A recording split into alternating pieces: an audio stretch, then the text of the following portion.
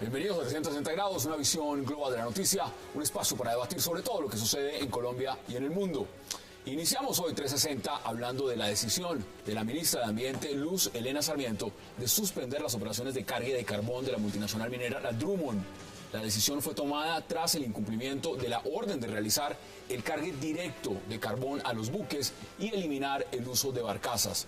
Dicha medida, por supuesto, es de cumplimiento inmediato y se mantendrá hasta que Drummond garantice las condiciones para el cargue directo de carbón por medio de bandas transbordadoras.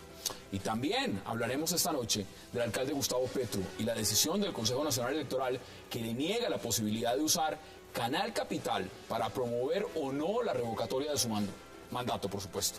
Además, hablaremos del plazo y los requisitos solicitados al Estado colombiano por parte de la Comisión Interamericana de Derechos Humanos para brindar información que permita tomar una decisión respecto a las medidas cautelares que solicitó el alcalde Gustavo Petro.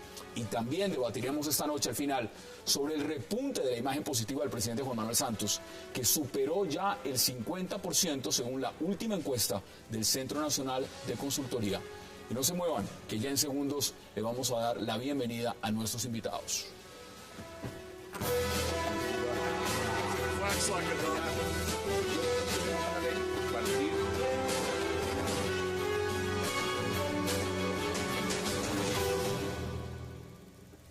Y qué placer darle la bienvenida esta noche a 360 a Angélica Lozano, a Rodrigo Lara, a Felipe García, a Juan Carlos Lancheros y también a Alejandro Arias.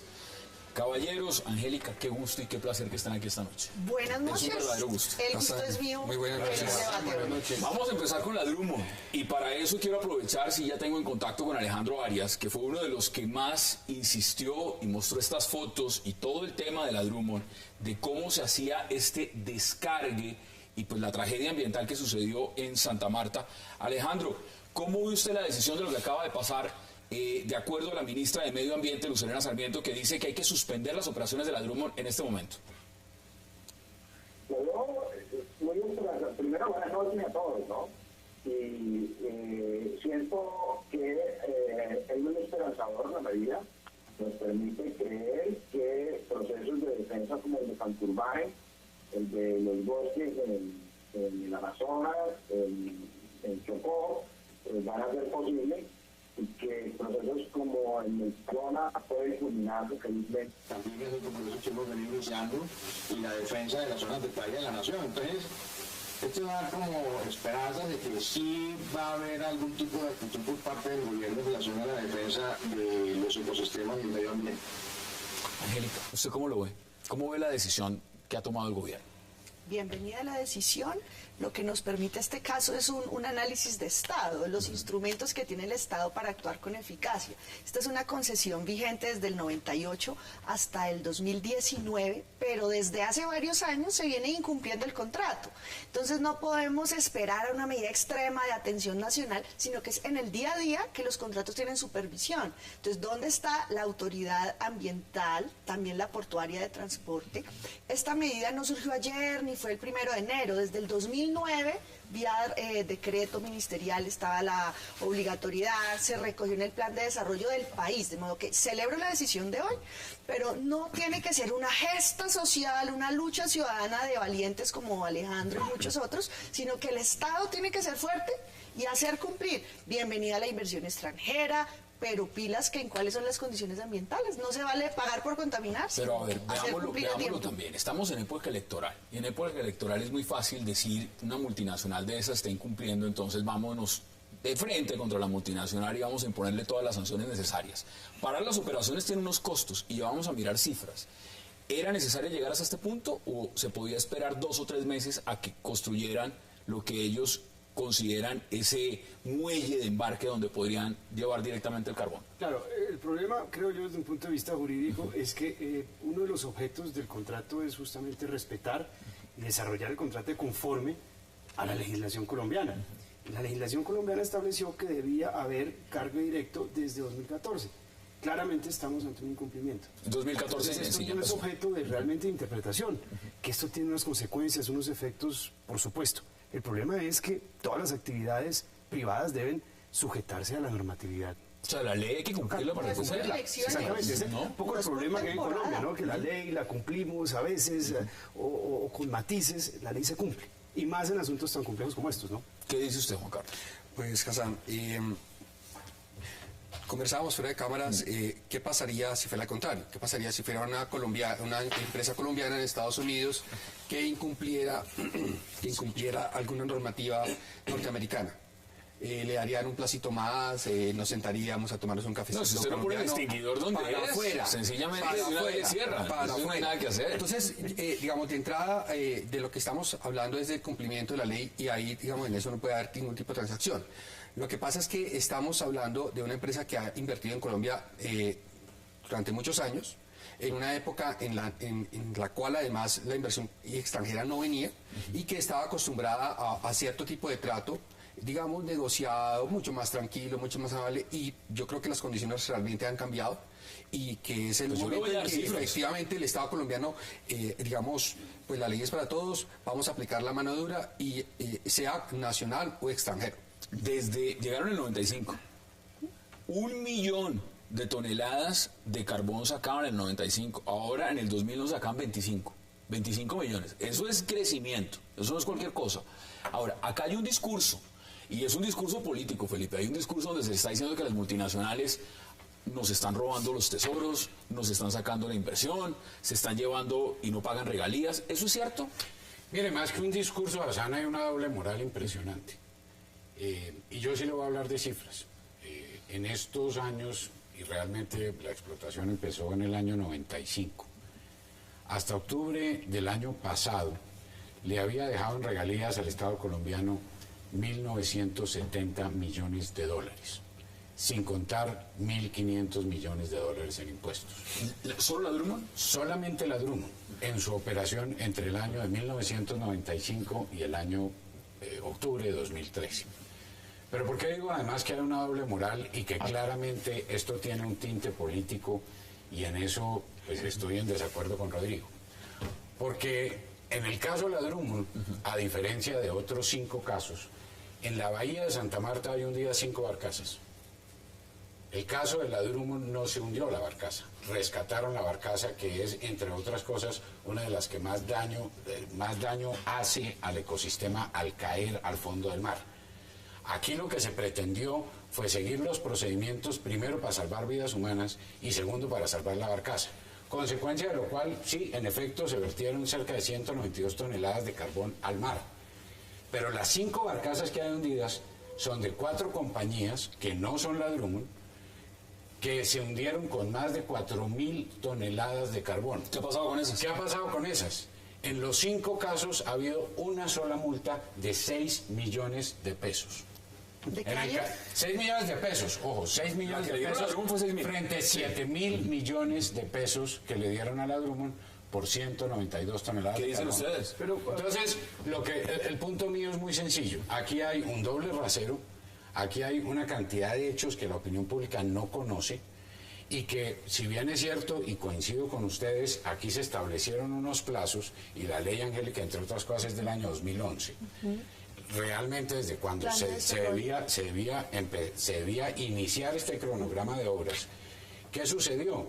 Sucedió que, como suele suceder en estos casos, y es parte de los problemas de infraestructura que tiene el país, la demora en las licencias ambientales, imputables por supuesto no a la Drummond, sino a los trámites que tienen, O sea, consultas previas y licencias, con 2 recursos de reposición que se tomaron, entre otras cosas, 7 meses, y que no fueron interpuestos por Drummond. A ver, pero hay una cosa de 7 Ese meses es el punto. y una huelga de 2.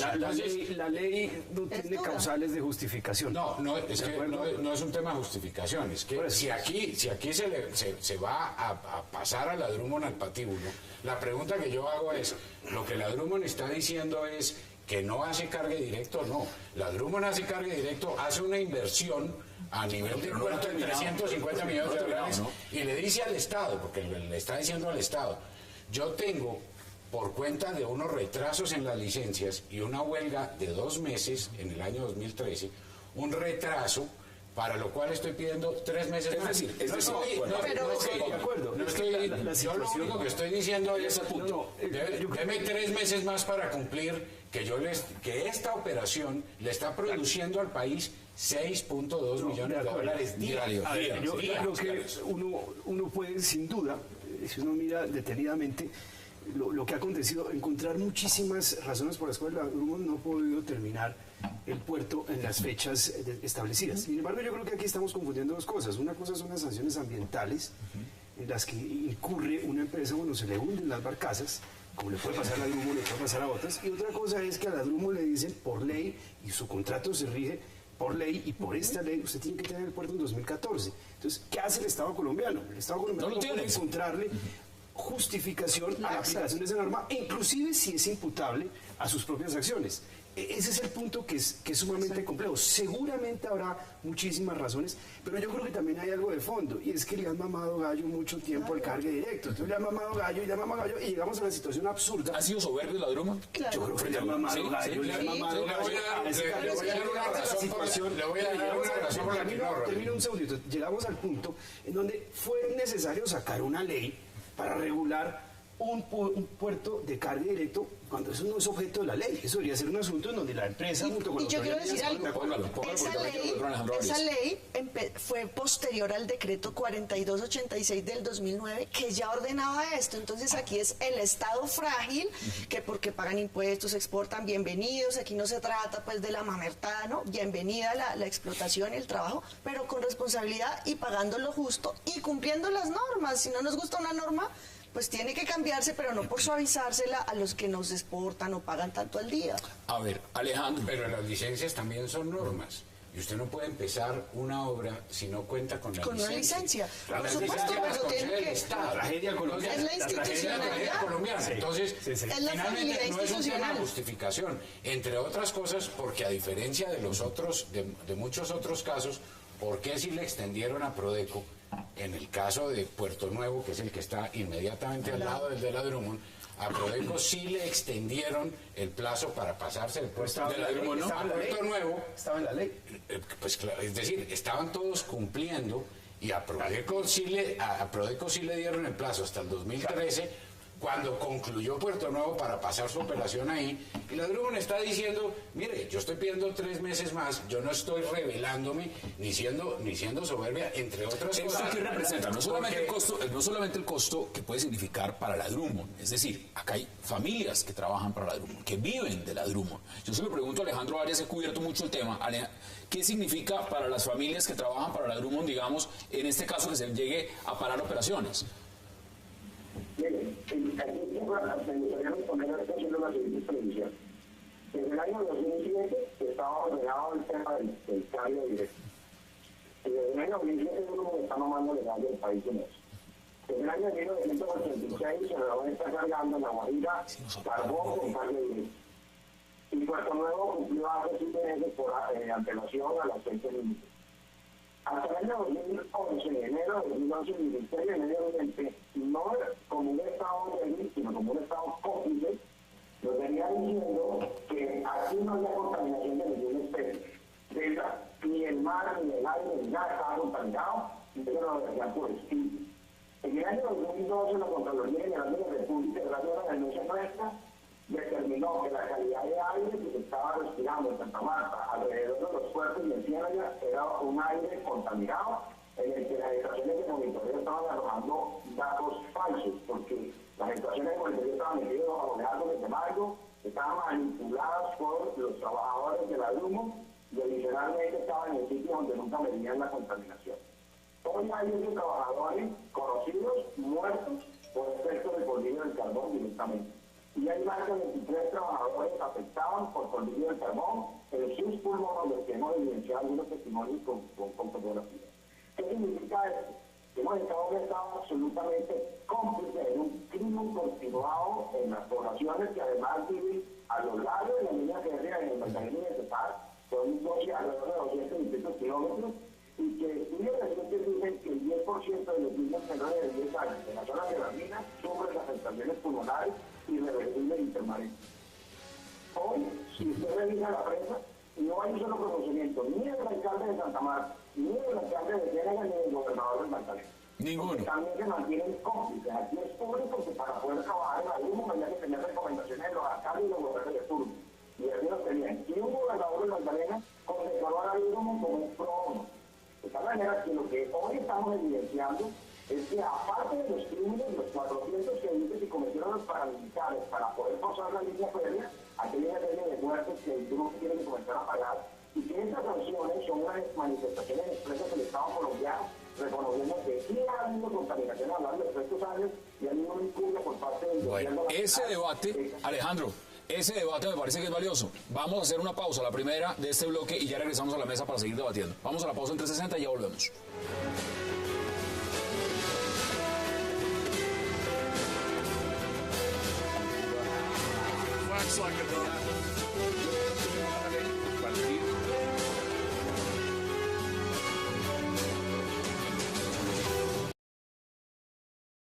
Nacional ha tomado la determinación de suspender el cargue de carbón hasta que se implemente el sistema de cargue directo. Si no lo hacemos, perderíamos credibilidad, y nosotros hemos sido consistentes en este gobierno, y yo como ministra he sido bastante consistente en el tema de que el que no lo hace bien, respetando el debido proceso, nosotros no nos ha temblado la mano para hacerlo.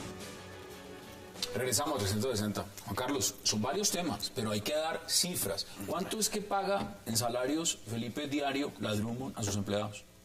No, en términos de personal, en salario, $0.9 millones día. Día. Estamos hablando, si no estoy mal, miren los datos que yo tengo. Son 23.500 millones aportes de la Drummond a vivienda, empleados. En el 2011 adjudicó créditos, vivienda, subsidio a 356 empleados. Cubrimiento 100% de los trabajadores. Estamos hablando que hasta los hijos van hasta los 27 años, un cubrimiento. Estamos hablando de que salario más prestación promedio de los empleados de la Drummond es de 9.788.000 pesos. Los más altos del sector. Los más altos. Está pagando salarios y prestaciones por 117.4 millones por empleado en 2011. Ahora, si miramos esto en perspectiva, pues ese discurso de que se están robando absolutamente todo, ¿es válido o no es válido, Juan Carlos? No, yo no creo. No, eso, digamos, lo que yo estoy percibiendo en este debate, digamos, son dos aspectos. Uno, que le quieren pasar a la Drummond toda una cuenta de cobro por todos esos asuntos de eventuales vínculos con paramilitares, que la forma como se extraen los recursos públicos, los recursos mineros en Colombia, todo un tema de política energético-minera. Ese es un tema. Y el otro es este punto específico del cumplimiento de la norma. Entonces, yo sí quisiera separar las discusiones y me quisiera concentrar fundamentalmente en lo que ocurrió el día de hoy. Porque lo que uno tiene que ver acá es qué es más valioso para el país. ¿Es la producción, digamos, de 6.2 millones de dólares día o el cumplimiento de la ley? Y ahí es donde uno... Es innegociable. Vamos a entrar a negociar eso o no, porque en un país que quiere desarrollar y que se quiere desarrollar y que quiere, digamos, generar condiciones de confianza para los inversionistas extranjeros y nacionales, ¿cuál es el valor que le vamos a dar al cumplimiento de la ley? De entrada. Porque si nosotros vamos a comenzar a negociarlo, pues aquí termina convirtiéndose todo en negociable y vamos a incurrir en uno de los grandes pecados que la nación colombiana tiene, y es la corrupción. Porque ¿cuál es el criterio para distinguir, como tú decías ahora, que efectivamente en este caso sí es justificable o no? Es posible que en el caso de la Drummond existan argumentos que permitan justificar el retraso de las obras y que eventualmente, digamos, se le pudiera dar un plazo adicional. Aquí lo que significa también es que la operación se para. Sí, se para totalmente. Pero el punto es, o sea, a partir de cuáles son los argumentos que permiten que el Estado sube. Entonces, y con eso termino. Efectivamente, el plazo máximo era el 31 de diciembre. Entonces, ¿por qué no lo entregaron antes? Porque ¿desde cuándo está la obligación? ¿Desde cuándo sabían? Es que me estoy acordando del tema de los pases de conducción. Entonces, claro, pues efectivamente termina uno forzando. Pero aquí Rodrigo está diciendo, está mamando gallo. Eso es una posición que piensan muchos. Yo no estoy seguro que estuviera tomando el pelo en esos términos, pero sí creo que es una muy buena señal para el país que se le diga que incluso al costo de $6 millones diarios para el erario público es mucho más valioso el cumplimiento de la ley. Yo quiero complementar, Juan Carlos, porque este ejemplo lo que nos permite es ver la capacidad institucional, la capacidad del Estado. No funciona bien un Estado con este margen de discrecionalidad, que al uno así, que al otro no, que al uno se le da plazo, al otro chivo expiatorio, no. ¿Dónde está la capacidad integral de control, de vigilancia del cumplimiento de este y de todos los contratos, de las normas ambientales? Porque no podemos caer ahora en el chantaje, pero es que entonces nos dejan despedir a las familias, pero es que factura tanto. Por supuesto que nadie quiere supervisión. Y no queremos perjudicar a las familias, pero no podemos perjudicar ni al medio ambiente, ni al agua, ni a la legalidad que hay detrás. Para salir del desarrollo tenemos que cumplir los contratos y las leyes. Perdóneme, vuelvo sobre el tema de credibilidad que lo mencionaba, que veíamos que lo mencionaba la ministra en su intervención esta mañana, que es un tema que también se tiene que traer a la mesa. Ella era la directora en el trámite. Que era la directora de la Agencia Nacional de las Licencias anteriormente. Y es el siguiente: Colombia ha venido perdiendo credibilidad en el cumplimiento de sus compromisos internacionales, particularmente de las exportaciones, y en el tema del carbón, por dos huelgas, entre otras la de Drummond más la del Cerrejón, en la cual ya en el último Congreso Anual Carbonífero ya se estaba hablando de la posibilidad de que Colombia incumpliera con las cuotas a las que se había comprometido en materia de ¿No va a incumplir ahora después de esto? Si nosotros, finalmente, y por eso lo menciono, porque es que el tema de la credibilidad es un tema que se tiene que meter en la canasta de esta discusión, porque es muy grave para el país que por no conceder esos 3 meses que está pidiendo la Drummond, ¿cuál es el efecto que eso tiene en la credibilidad internacional? Le voy a decir por qué, Hassan, y perdóneme. Lo que deje de exportar la Drummond en materia de cuotas a las cuales está comprometido no lo puede cubrir ningún otro explotador en Colombia. ¿Por qué? Porque está a full la capacidad de exportación y sobre todo la capacidad logística, es decir, precisamente la capacidad sacada. Felipe, entonces usted lo que dice es... Eso es otro mercado. Usted lo que dice es, denle los 3 meses. ¿Usted piensa igual? ¿Usted le haría los 3 meses? Es un prevaricato. Bueno, entonces ahí está la ley. Es una tragedia, es una tragedia.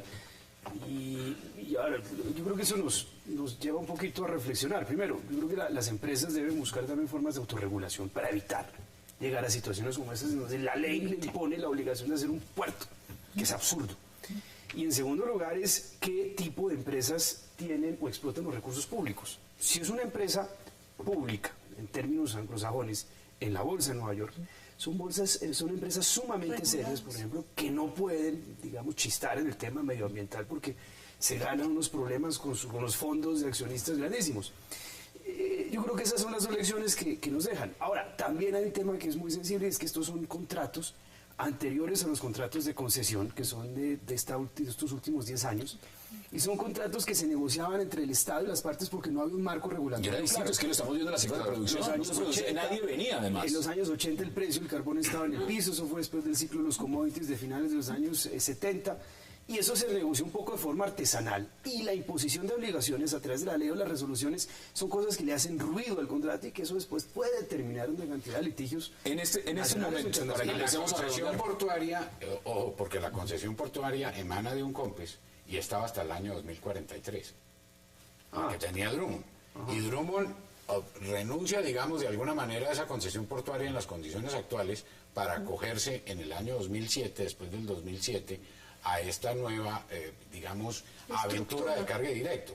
De manera que por eso es que yo insisto en que aquí no hay mamá de gallo. Es decir, teniendo una concesión hasta el año 43, dice, perfecto, yo me pego al nuevo sistema y me voy a cargue directo, deme las licencias.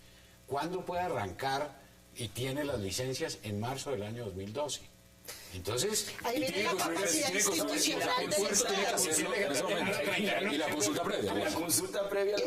Pero es de nuevo la capacidad institucional del Estado, porque esas licencias retrasadas nos reflejan como las entidades regulatorias que tramitan son tan frágiles para intereses económicos y ambientales. ¿Hay una política real energética en Colombia? ¿La existe? Es enclenque. Yo uso una expresión muy coloquial, la patria boba se refleja en muchos aspectos donde el Estado regulador y vigilante se queda corto para la realidad, corto para un trámite de una licencia, luego corto para una sanción. Entonces, Juan Carlos, empecemos a redondear. ¿Cómo se explica que un gobierno y no me refiero a el pasado también, todos hablaban de una política energética, de un tren minero, y resulta que lo que más se demora es en salir las licencias ambientales. Sí. Y precisamente por no tener licencias ambientales, entonces no pueden hacer los puertos. No, pero entonces, ¿hay una política real, concreta sobre ese tema o no existe? No, y es una tragedia, y adicionalmente, para efectos del tema de la consulta previa, entonces no se puede tramitar el proyecto de consulta previa porque hay que consultarlo además con las comunidades que a su vez no quieren dar su consentimiento, porque es mucho más fácil negociar proyecto por proyecto a tener un marco regulatorio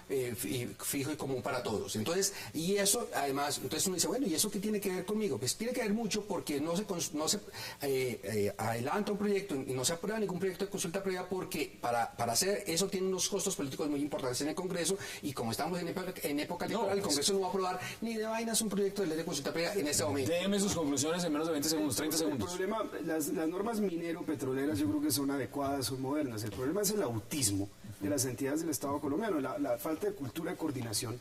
Y es que no se habla ambiente, no se habla con minas, por eso de pronto la señora de la AMLA está ahorita ministra de Minas, a ver si hay un diálogo común y con consulta previa al Ministerio del Interior, que cada quien es un poco autista, va por su lado y no mira al vecino. La Superintendencia de Transporte también. No me diga más lo que estaba diciendo hace menos unos meses la señora Contralora frente a todas las compañías que estaban funcionando, empezando Cerro Motors, muchas sin licencia ambiental.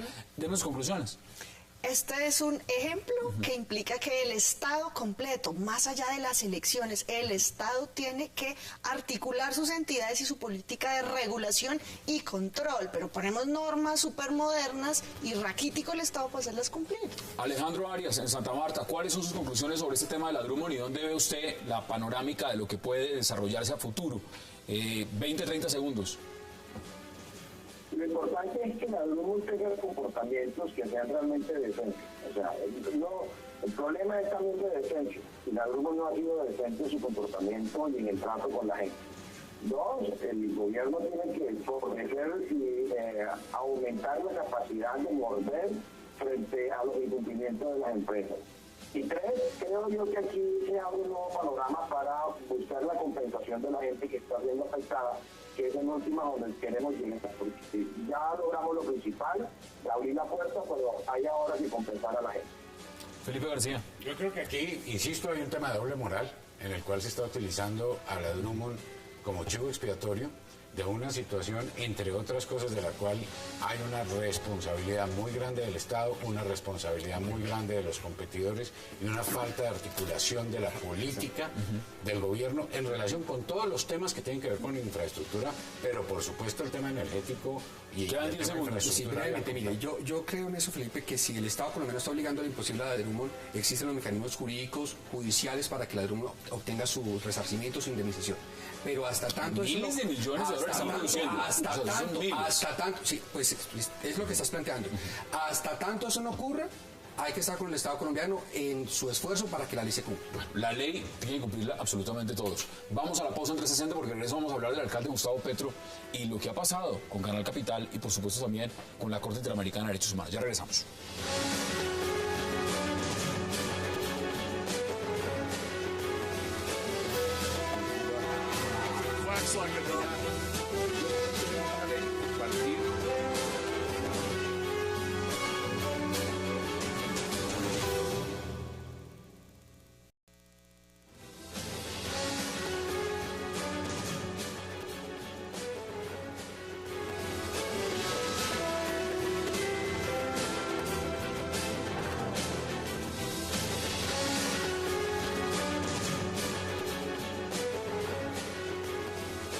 Regresamos a 360 grados y ahora vamos a hablar del alcalde Gustavo Petro.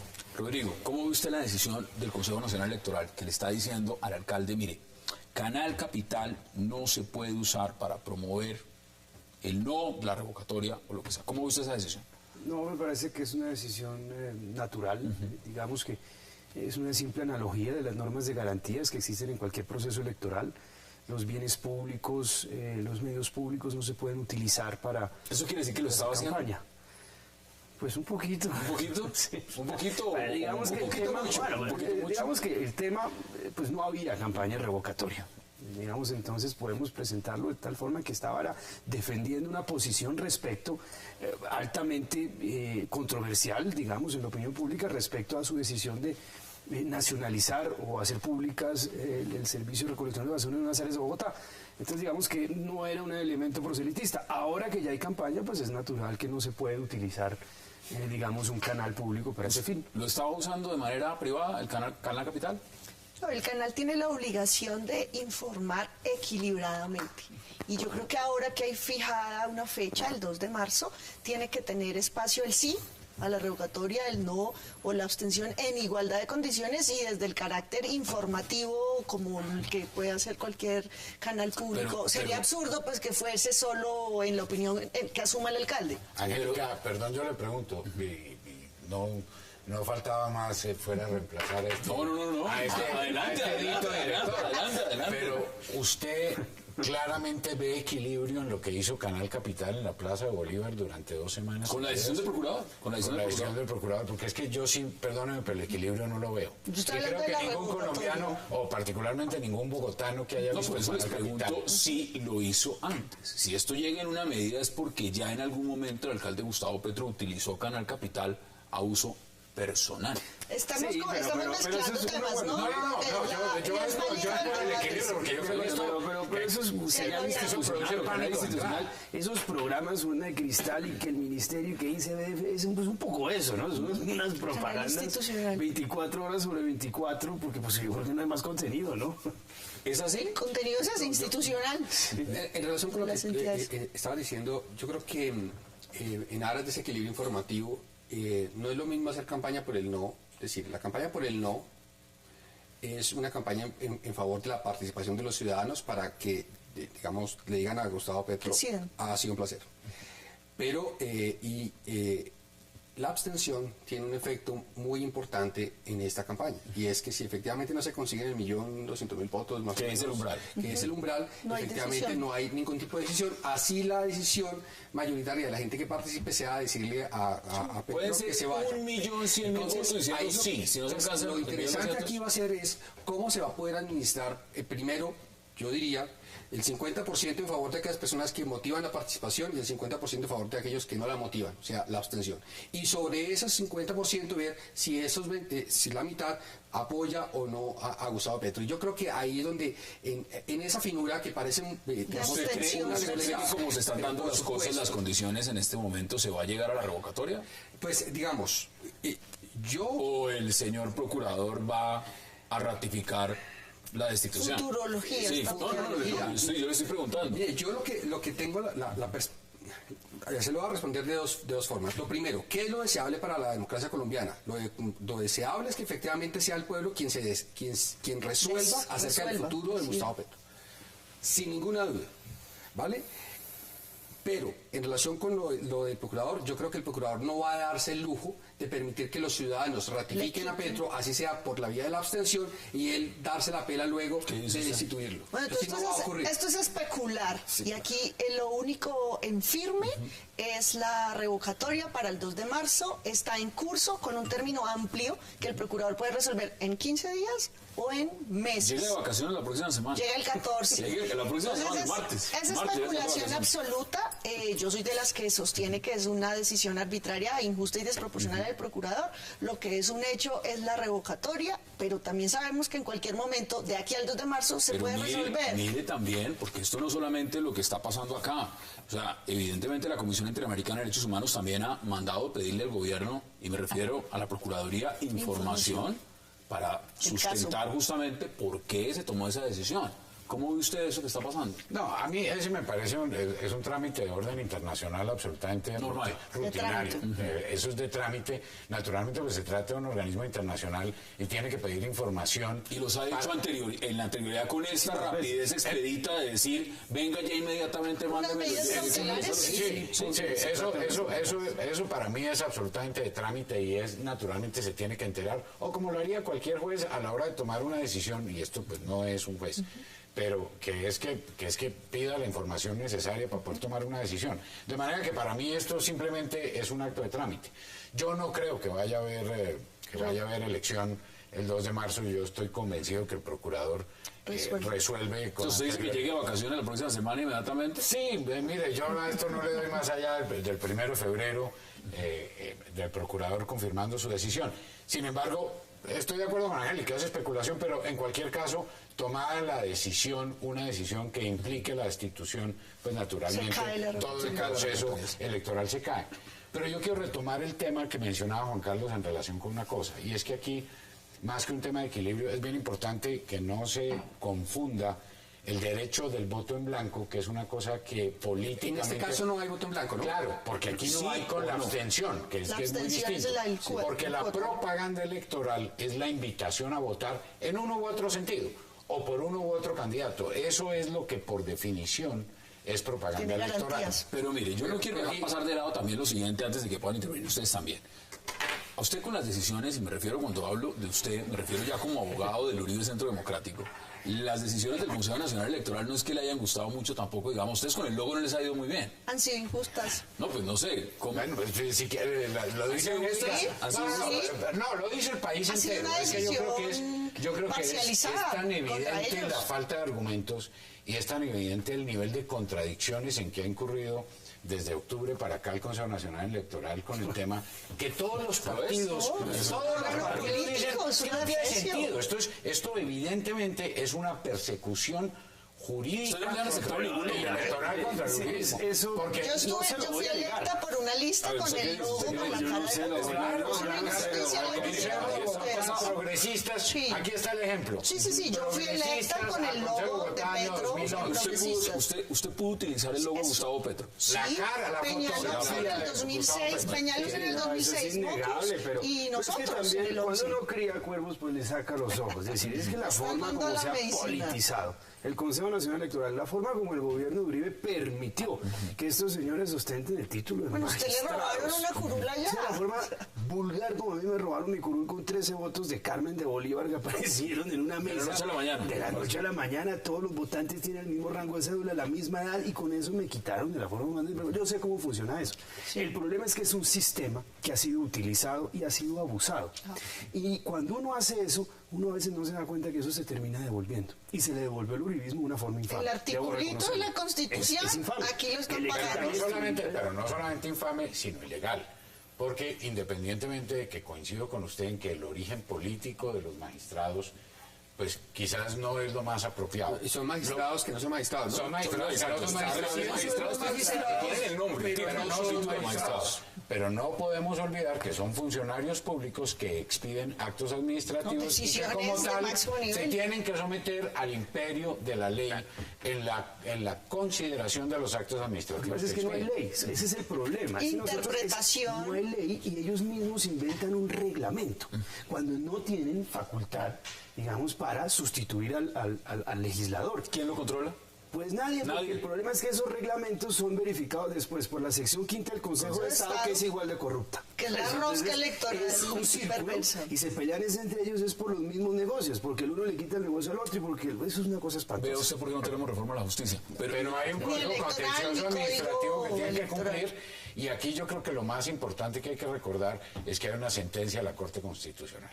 Y lo que el Consejo Nacional Electoral no puede es darse el lujo de citar a Aristóteles, a Rousseau y una sentencia, por Dios, de la justicia mexicana, olvidándose que hay una sentencia de constitucionalidad de la Corte Constitucional de Colombia, que además está en la obligación de obedecer porque lo dice el nuevo Código Contencioso Administrativo, está en la obligación de pegarse al precedente de una sentencia de la Corte Constitucional colombiana que está desconocida. Es que les importa un rábano porque dicen, listo, vaya y demande mis decisiones. Usted se va para la sección 5ª del Consejo de Estado. ¿Cuánto se demora? A ver, ¿cuánto le cuesta? ¿Cuánto le cuesta? Ahora, mire, ¿qué logo van a tener entonces? Uribismo Centro Democrático. Ese es el logo presentado. Y el logo original de Uribe Centro Democrático es objeto de un recurso de reposición ante el mismo Mire, Consejo. este tema se parece al anterior y aquí los ciudadanos somos los que tenemos que plantarnos. O sea, no puede ser esta la patria boba donde la cultura de la legalidad está en juego. Hoy no me conviene estos magistrados que hoy son antiuribistas o esta Unidad Nacional, Frente Nacional, la que sea que está ya representada. Hoy son santistas. Toma medidas como las que en su momento el uribismo tomó hasta la vergüenza a reformar la Constitución, tenemos una reelección, una defecio que nos destrozó la institucionalidad. Entonces, justicia divina, la legalidad, ¿dónde está? ¿Y a qué le vamos a jugar los ciudadanos? A poner el Estado al servicio de las pasiones. Ejemplo, el procurador persiguiendo lo que a él no le gusta, persigue homosexuales. Yo sí quisiera ver una acción imparcial del Estado por el interés público y no persiguiendo lo que el señor en sus obsesiones tiene. Deme sus conclusiones también, Juan Carlos. En menos de 20 segundos, porque vamos a cambiar de tema. Y vamos a la pausa. justicia, ¿lo hicieron ustedes? Sobre el tema del Centro Democrático. Sí, ya que lo pusimos sobre la mesa. Mire, sobre eso es absolutamente claro que el Consejo Nacional Electoral no está actuando de forma imparcial. Ahí no hay ninguna duda. ¿Cómo lo va a pagar? Pues esas cosas se devuelven. En las próximas elecciones, ¿no? Esas cosas se van a devolver, eso téngalo por seguro, y esa es otra de las reformas, de las 1000 reformas pendientes que tiene la Constitución. En aras de la discusión fue vía tutela que finalmente, al menos en el caso de Peñalosa, terminó el tarjetón. Lo que yo sí veo es una maroma jurídica del Consejo Electoral para que con esta anticipación no se... Este hombre lleva dando la pelea no sé cuánto tiempo y no ha podido con el lobo. Pues es que no hay un piso jurídico. Él está peleando en una nebulosa de normas que ellos inventan, un procedimiento que cambian. Es algo absolutamente monstruoso. Yo lo viví 4 meses y le digo que eso es kafkiano. Pero mire, el sorteo les favoreció. Esto él se devuelve. Vamos a ver cómo termina absolutamente todo. Vamos a la pausa en 360 porque al regreso vamos a hablar de una nueva encuesta sobre la cual ya la imagen favorable del presidente Juan Manuel Santos ya supera el 50%. Ya regresamos.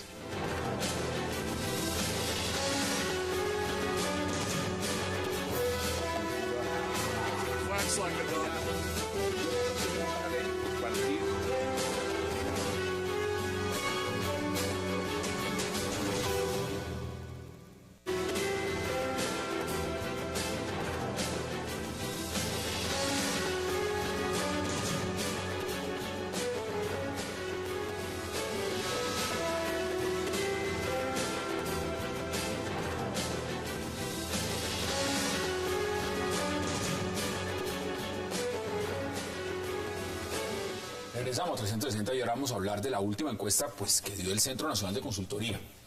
La imagen favorable o no del presidente pues es importante porque estamos en unas presidenciales, es presidente candidato. ¿Cómo ve usted el repunte? Ya va en el 52% de imagen positiva. Sí.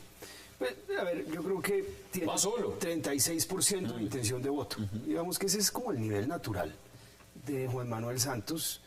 Bajó mucho a raíz de los paros agrarios, por supuesto, pero eso es como un nivel natural donde se mantienen los presidentes que no son muy populares. Hay unos que son más. Pues por eso nos acostumbramos a uno que era muy popular, que era Uribe, que se mantuvo a niveles de 60, por encima de 60. Atípicos. Que son atípicos. Esto es un poco más un presidente que no es, digamos, muy carismático, pero que se mantiene un 40% de intención de voto y que le es suficiente, creo yo, ese para 40% en 4 años más terminará en un 20%. Juan Carlos, pues, porque si está ya en 4, mire, ya estuvo, como las cosas van y vuelven, entonces de pronto ahorita ya está en el van y ahora de pronto se devuelven y puede caer. Pero eso es un repunte, es un repunte. Uno le reconoce eso, lo que pasa es que él estaba solo. Tiene suerte, no tiene rival. Está solo, quiere decir que los demás no existen. ¿Dónde está la oposición? ¿Dónde está Clara López, por ejemplo? ¿Dónde está Oscar Iván Zuluaga? Bueno, estuvo ayer aquí, ¿no? Bueno, ayer estuvo acá sentada, sí, pero digamos en las encuestas. No, está digamos que no está, claro, no se está reflejando. Yo le comentaba ahora también el tema de los computadores de Santos. Dígame, si ocurriera un medio escándalo parecido en Estados Unidos, en España, en Alemania, ¿en dónde estábamos ahorita? Es una cosa que hay que discutir. Es decir, no hay un fiscal que haga una evaluación acerca de efectivamente si existe o no ese cartel de la contratación. De la relación. La de contratación va lento. Sí, esa también va lento. Pero veamos a ver si efectivamente una denuncia de un expresidente, es decir, es una denuncia ante la Comisión de Absoluciones, ¿no? Pero independientemente de eso, es una denuncia que tiene unos efectos importantes, porque si se prueba, pero si se prueba no solamente eso, se prueba que el presidente Uribe está mintiendo, pues es gravísimo. De falsa denuncia, lo que usted quiera. Entonces, la pregunta es que desafortunadamente acá existe en este momento más un candidato al Senado que un candidato a la presidencia. Y eso tiene que revertirse y tal vez tendrían que reflexionar al interior de la campaña en que si bien efectivamente es importante que el presidente Uribe se mueva y recoja los votos que tenga que recoger, no puede opacar a tal punto la presencia, digamos, de Óscar Iván Zuluaga. ¿Usted también cree que está solo? Porque le voy a dar mi recuperación de la imagen positiva del presidente. Septiembre estaba en 36%, que estamos hablando tema paros y lo demás. Octubre 43, noviembre 45, diciembre 50 y enero ya van 52.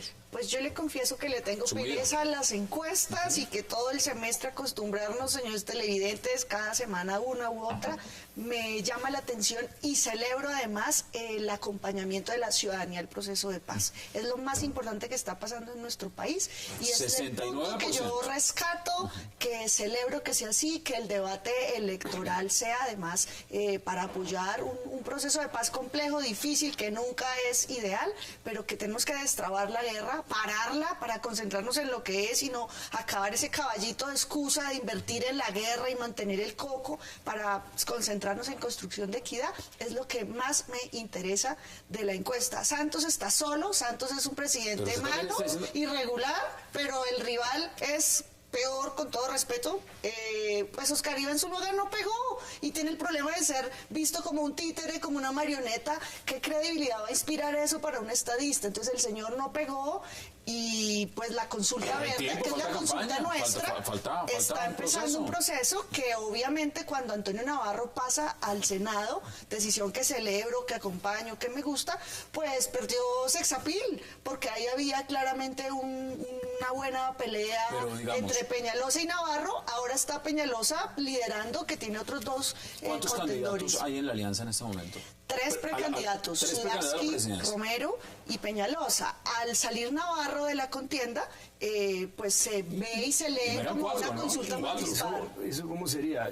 Sudarsky, el mocusiano, Romero, el de Navarro y no el de Navarro. No, el de Navarro. Romero, bueno, Romero, digamos, un poco más de izquierda. ¿Y Peñalosa el uribista? Esperamos que no, porque ya lo ha hecho 2 veces. Entonces habría 2 uribistas. Peñalosa tiene muchos atributos y claramente un defecto repetido 2 veces. Yo espero que haya aprendido la lección y claramente la Alianza Verde impedirá categóricamente una alianza malsana y absurda como irse con Uribe. En ese momento se le podría retirar el aval posterior a que se resuelva la consulta. Está como la ministra. Ya otorgado, eso ya se fue. Yo pienso que es importante. Yo también creo que está solo, que está solo. Yo pienso que hay que distinguir. 3 veces con la misma piedra no le va a pasar. Yo pienso que hay que distinguir en las encuestas la favorabilidad de la intención de voto. Son se miden 2 cosas muy distintas. Lo mismo que en la pregunta que se hace en las encuestas sobre si está de acuerdo con los diálogos de paz frente a lo que es este proceso. Porque 69% de los encuestados frente a los diálogos dicen que aprueban, que sí. Que haya diálogo. Sí, es que 29 no aprueban los diálogos, 2% no saben, no responden. Yo tengo que reconocerle públicamente que, como lo he dicho siempre, no importa tanto los números como la tendencia. Y aquí, después de los paros, se ha recuperado. Habíamos dicho, con una sola medición no se puede hablar de recuperación, salvo que eso se repita y se convierta en tendencia. Tengo que reconocer que esa tendencia sí existe. Pero también quiero retomar lo que dice Juan Carlos, porque frente al caso puntual de los números de Santos, cuando estamos hablando de 1975 cargos directivos, 597 contratos de prestación de servicios y 2.5 billones de pesos. Hay gente que resume eso en mermelada. En cupos indicativos. No, pero es que las cifras son realmente aberrantes. O sea, es aberrante esa denuncia, que entre otras cosas no es una denuncia del presidente Uribe, sino es una denuncia de Ernesto Macías. Sí, 10 segundos. Perdóname,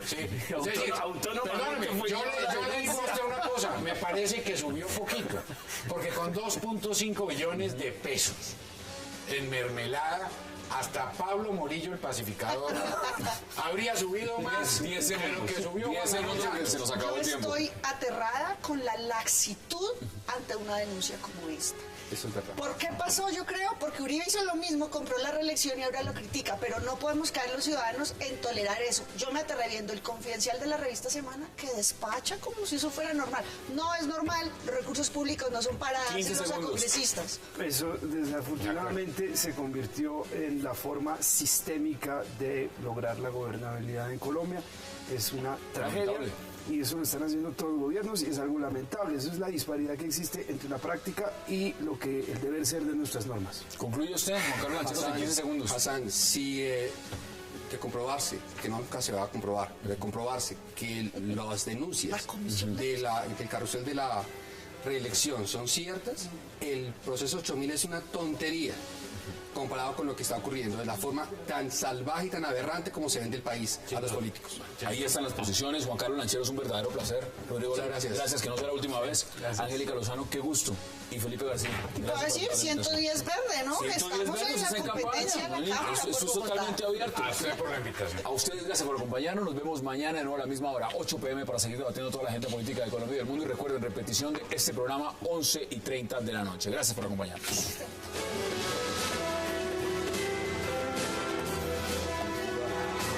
Wax like a dog.